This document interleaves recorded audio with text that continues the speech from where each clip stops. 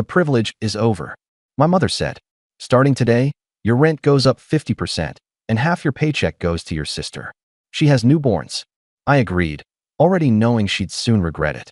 On Sunday, my grandparents came for lunch. But when my grandmother walked into the kitchen, she screamed so loudly that even the neighbors ran out of their houses. My name's Hunter. I'm 31. I'm the oldest kid, the responsible one. And because life has a sense of humor, I'm a human resources manager. I spend my days drawing boundaries for other people, writing policies, and untangling messes grown adults make at work. At home, I never had boundaries. At least, not ones that stuck. I rent the converted garage at my mother's house. I pay on time. I fix leaky faucets. I shovel snow at 6 a.m. before anyone wakes up. When the twins, my sister Maya's babies, were born, I set alarms to do 2 a.m. diaper runs. I kept receipts. I told myself I was just helping until things calmed down. They never did. Friday night, after a long week of layoffs that I didn't cause, but still had to deliver, I came home to the kitchen smelling like onions and furniture polish. Mom stood by the sink, tapping a stack of envelopes against the counter like a judge with a gavel. Maya sat at the island, phone in one hand, bottle in the other. The twins squeaked in their bassinets. TV murmured in the living room. Everyone looked tired in that specific, sharp way that means an argument is about to happen. Mom didn't warm me up. The privilege is over, she said, turning on me like a spotlight. Starting today, your rent goes up 50% and half your paycheck goes to your sister. She has newborns. Maya didn't look up. She just added, you make HR money, Hunter. You can handle it. I opened my mouth, closed it. I heard my own voice in my head from HR training. Don't react. Ask clarifying questions. Breathe. How much is half exactly? I asked. Half, Mom repeated. What part of that is confusing? I nodded. Walked to the sink. Rinsed my coffee mug because it gave my hands something to do. Okay, I said. Maya finally looked at me. Okay. Yeah, I said. Okay. Mom blinked. She wasn't ready for that. Usually there's debate, bargaining, guilt. Not tonight. I was too tired to argue. And honestly, I didn't need to fight to make a decision. I already had one. Sunday lunch, Mom said, recovering fast. Grandma and Grandpa are coming. Don't be late. And bring dessert. It's the least you can do. Sure, I said. I'll bring something good. I took my mug to the garage and sat on the edge of my bed. The quiet felt heavy. The garage smelled like detergent and cold concrete. I stared at the ceiling. Then I opened my laptop, pulled a blank document, and typed a title I've used 100 times at work. Boundaries and agreements. My heart slowed. Planning does that to me. It's the one thing that doesn't yell. I worked until I heard the neighbor's dog bark at the mail carrier. I printed. I labeled folders. I slid receipts into sleeves. I stuck neon tabs on every line I knew would be argued. On Sunday, my grandparents came for lunch. Mom loves a scene. She set the table with her good plates. Maya swayed a baby on each hip. I set a cheesecake down on the counter, next to the stack of documents in a plain black binder. Hi, honey, Grandma said, kissing the air near my cheek. She walked into the kitchen with her purse on her arm, pulled open the fridge door, and screamed. It wasn't a little gasp. It was a church bell scream. Loud enough that the neighbor across the street dropped his rake and looked up. Loud enough that the dog started barking. Loud enough that Maya jumped, the twins wailed, and Mom shouted, Mother! What? Grandma pointed into the fridge like it had bitten her. Her voice broke into staccato bits. What on earth have you done? The thing about being the responsible one is that people confuse it for the bottomless one. It started early. My dad left when I was 12. Mom became a queen out of necessity, then out of habit. I got a job at the grocery store at 16 and paid for my own sneakers because money's tight. Money was always tight. Except when Maya needed a new dress for prom or a new phone for safety. I went to a state school, worked 3 campus jobs, and still sent money home when the water heater died. There's a part of me that's proud of that. There's another part that never learned to say no without swallowing sand. In HR, we call it scope creep. At home, it was just Tuesday. When Maya got pregnant, I set up an automatic transfer for diapers and formula. Just during maternity, I told myself. Then I paid the hospital bill that was supposed to be covered. Then the car broke down. Then the twins arrived, and everything turned into a fog of casseroles, spit up, and people texting so happy for you, while I sorted bill reminders into piles by threat level. I make decent money. HR managers aren't doctors, but we're not broke. Still, math is math. My paycheck is a paycheck, not a donation box. Mom didn't see it that way. You live here, she'd say. You're not paying full market rent. You owe us. The converted garage was my deal. Except I bought the washer. I bought the dryer. I paid for the Wi-Fi.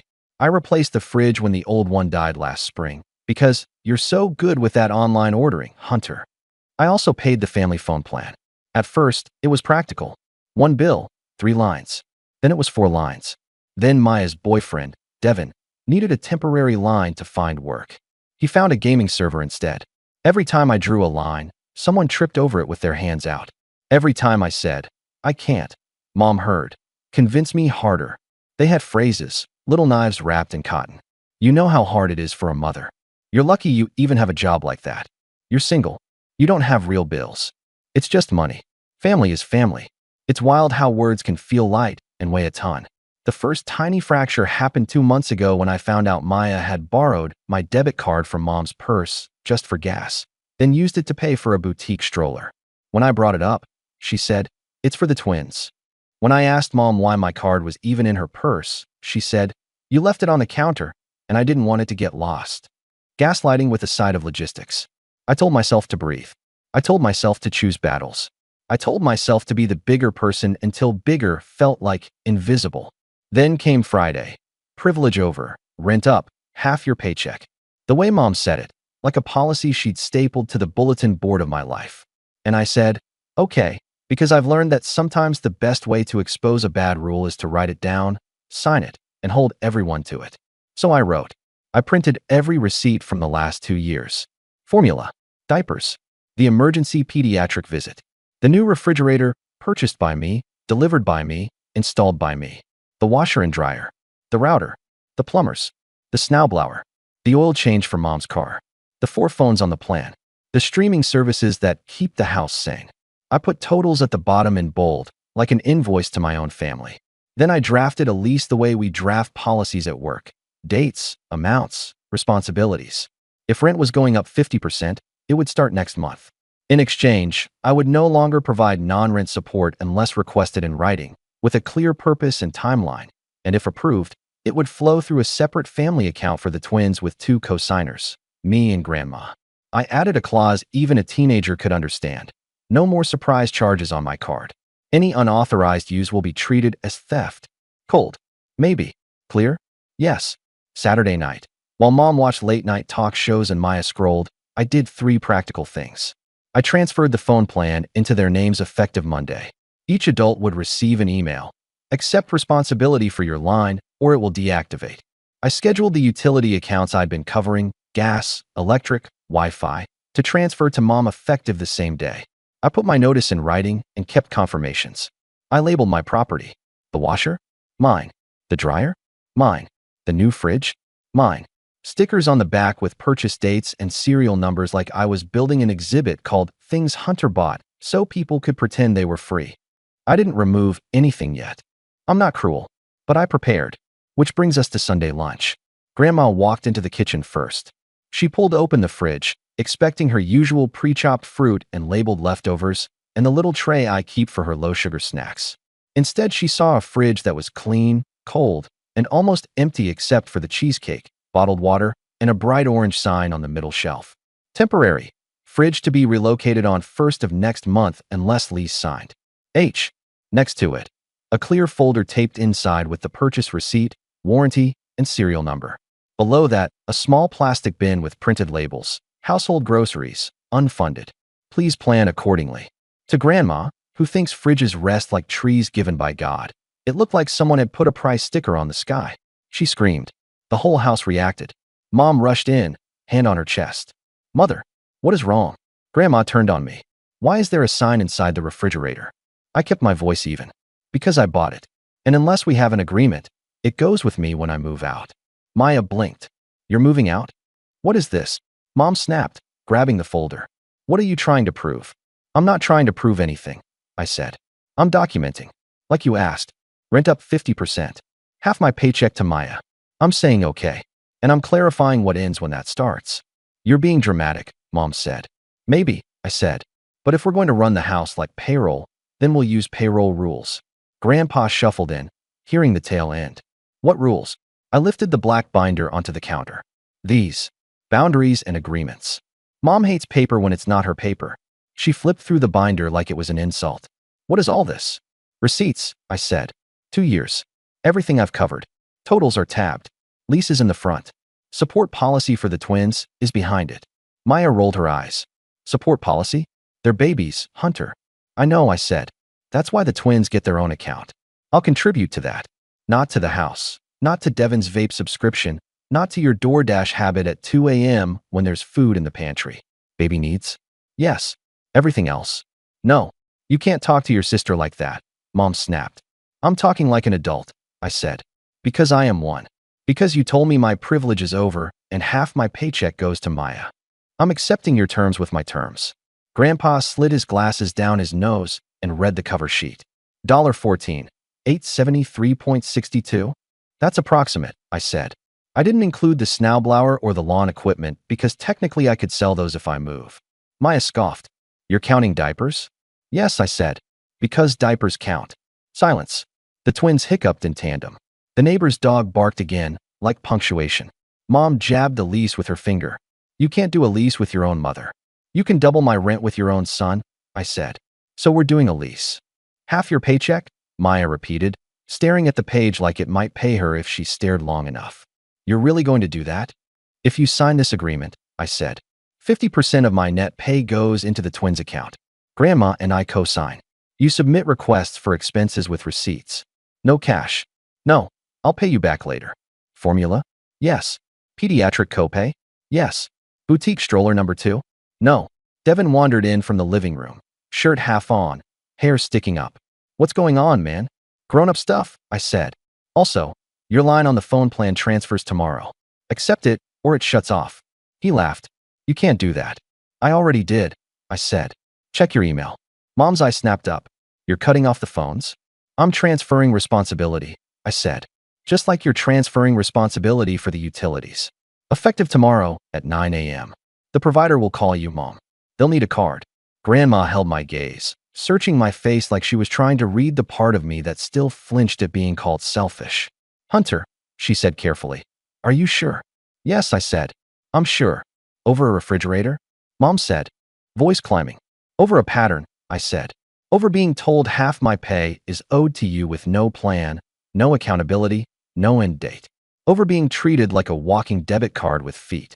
That's cruel, Mom whispered. What's cruel? I said, and my voice shook for the first time.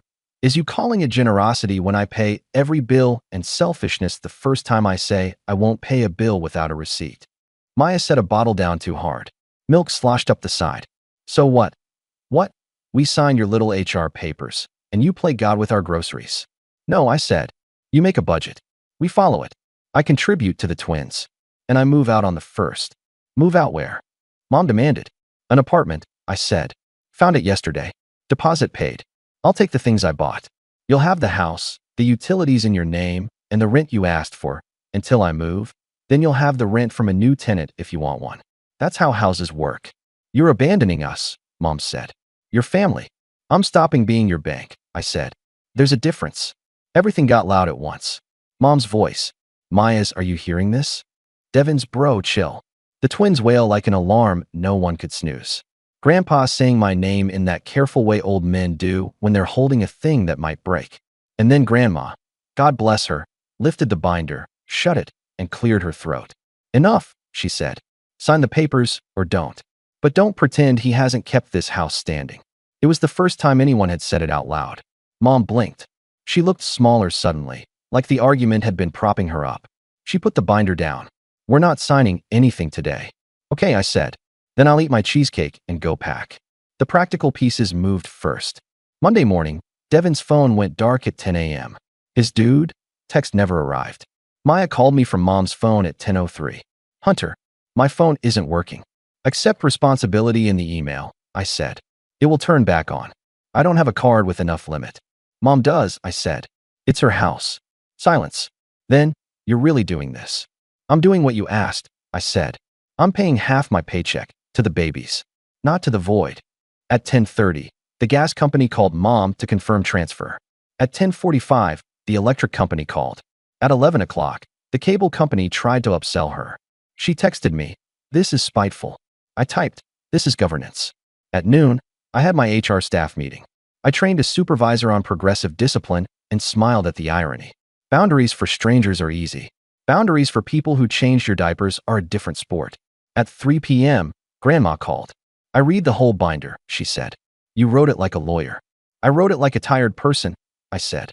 She sighed. Your grandfather says to tell you he's proud. He also wants his lawnmower back if you're taking yours. I laughed for the first time in days. By Wednesday, the house had shifted into a new rhythm. Less streaming. More silence. Maya texted me a list of baby needs like she was filing an expense report. Formula, A2 brand. Rash cream. Size 2 diapers. Infant Tylenol, pediatrician approved. I moved $300 into the twins' account. I attached a note. Approved. Receipts required within 7 days. She sent back a photo of the Walgreens receipt. Like this. Yes, I wrote. Exactly like that. Grandpa drove me to see the apartment Thursday. 2 bedrooms. Clean. Quiet. A balcony big enough for a chair and a basil plant. I stood in the empty living room and felt something I hadn't felt in a long time. No noise in my head. You can decorate, Grandpa said, as if I'd forgotten that was allowed. Friday, the first new bill hit Mom's card. She sent me a photo of the electric statement circling the total in angry red. I wrote, budget meeting? She didn't reply. On Saturday, I labeled boxes in the garage. I took my washer and dryer manuals and carefully slid them into a file. I unscrewed the fridge water line and taped a paper towel over the valve. I left a handwritten note. Turn off supply here. Call me if you need help. H. There are clean ways to leave. I wanted mine to be clean. Sunday, they hosted lunch again. I didn't go. I met my friend Drew for pho and told him everything. He listened, didn't offer fixes, didn't tell me to forgive and forget. He just said, yeah, that sucks. And I'm proud of you.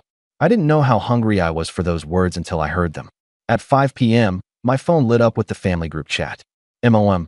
Hunter has decided to move out without any warning, so dinners will be limited for a while. Everyone be patient with us. Maya, he's also taking the fridge. Aunt Liz, what? Maya, he bought it. He put a sticker on it like a psycho. Grandma, he labeled his property like a responsible adult. The group went quiet for 8 full minutes. Then Aunt Liz again. Does he have an extra binder? Asking for budgeting reasons. I laughed into my ramen. That evening, Mom called. I let it go to voicemail. She texted minutes later. This isn't how family behaves. I typed a reply and deleted it twice. Then I wrote, family behaves like family when everyone has a role, not just a wallet. She didn't answer. Packing got real on Monday. I wrapped the dryer hose with care. Devin hovered in the doorway like he wanted to say something. You know, he said, scratching the back of his neck. I didn't think you'd actually do it. Most people don't think I'll actually do things, I said. That's my fault. I taught them that. He nodded, looking weirdly human. Maya's scared. I know, I said. So am I. She says you're punishing her. I'm protecting myself, I said. And the twins. He shuffled his feet. I got a job. Warehouse. Night shift. Starting next week. That's good, I said, meaning it. Tell me your schedule. I can take a night feed if you need sleep before shift. He blinked. You do that. I'm not punishing babies, I said. I'm teaching grown-ups. That night, Grandma called again. Your mother's angry, she said. But she's also cooking for the first time in months because she doesn't want to spend on takeout. I call that progress. Me too, I said, smiling into the dark. On move-out day, Grandpa and Drew helped me load the truck. The fridge went last. The house felt stunned with it gone, like a smile missing a tooth. I wiped the stainless steel, taped the shelves, and checked the floor for scratches. Mom stood in the doorway with her arms folded. She looked not angry, just tired.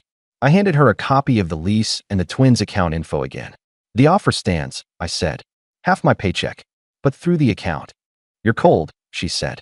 I used to think saying no was cold, I said. Now I think it's honest. She looked at the twins asleep on the couch. We're supposed to take care of each other. We are, I said. That's why I'm doing this. So I can actually take care of myself and the babies without drowning. You think I wanted any of this? She asked. I shrugged a little. I think you wanted an easier life. I get that. But you tried to build it on me. She looked away. You sound like a therapist. I sound like HR, I said, and she snorted, almost smiling despite herself. I left the house quiet. No slammed doors. No speeches. Just a truck and a list in my pocket of simple things I wanted in the new place. Dish rack. Lamp. Basil plant. Silence. The first night in the apartment, I sat on the floor and ate cold pizza off a moving box. I expected loneliness to crash over me. Instead, the quiet was a soft animal sitting beside me, breathing slow. 2 days later, the twins' account pinged. Maya, pediatric appointment tomorrow. Copay $30. Attaching receipt. Me, approved. Transferred. Maya, thanks. Me, how are the babies? Maya, tired. Hungry. Loud. Me, sounds like us. She sent a photo. 2 red-faced peanuts asleep on each other.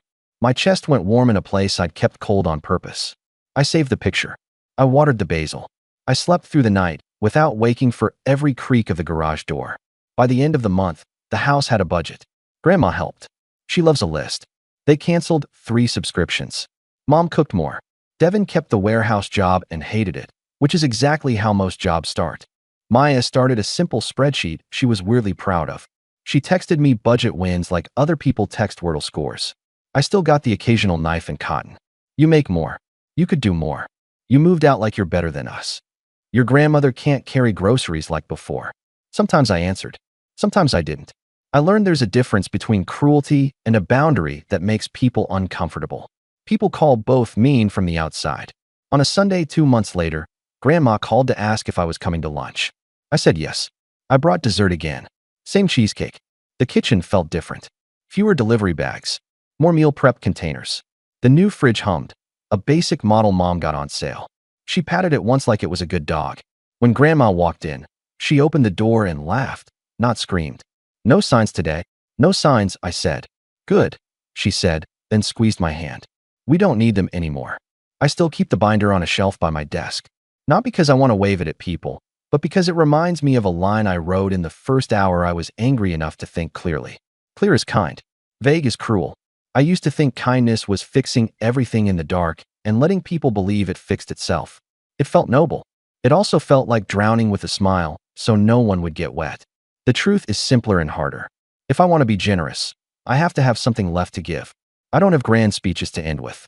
Life didn't turn into a montage where everyone learned their lesson and clapped. Some days, Mom still sends me a guilt text. Some days, I ignore it. Some days, I answer, love you. Not discussing money by text. Most days, we talk about the twins, the weather, a recipe she tried that didn't burn. Maya and I are better. Not perfect, not magically equal, just better. She sends receipts. I transfer money to the twins' account twice a month. She texts me pictures from the pediatric waiting room and little victories. Only 2 blowouts today. They smiled. Maybe at me. Maybe at the light. Devin is still at the warehouse. He's cranky about it. He also pays his phone bill now. Sometimes growth looks like a man complaining about adulting while adulting. Grandpa brings me leftover soup in old yogurt containers. Grandma labels my spice jars because she thinks order is love. She's not wrong. I hung a small frame in my living room. A photo of me on the balcony with the basil plant. The caption I wrote under it is just for me. You are not a bank. You are a person. Last Sunday, after lunch, I stayed to wash dishes. Mom stood next to me. Both of us in that easy rhythm you get with someone you've known your whole life. She handed me a plate to dry. You were right, she said suddenly, not looking at me. About the money. About a lot. I didn't do the dramatic pause. I didn't soak in it or make it a moment. I just said, thanks, and meant it. She nodded.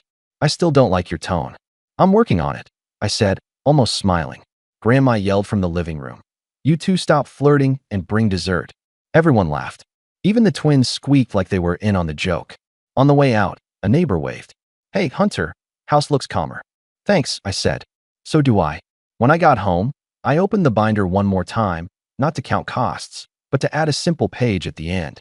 It's the only page that matters now. New policy. I don't fund chaos. I will help children, not enable adults. I don't argue about boundaries. If it needs a receipt, it needs a plan. I live for me, not for anyone's approval.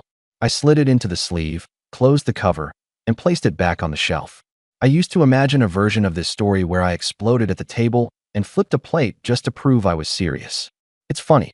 The loudest I ever got was a sign in a refrigerator and a sentence under a basil plant. I won't be your ATM. That's the moral.